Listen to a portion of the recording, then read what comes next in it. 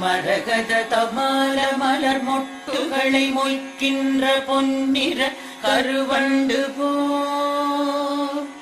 மாதவன் மார்பினில் வாசம் புரிந்தங்கு மெய்சிலிற் பேற்றும் விழிகள் மரகத தமால மலர் மொட்டுகளை மொய்க்கின்ற பொன்னிற கருவண்டு போல்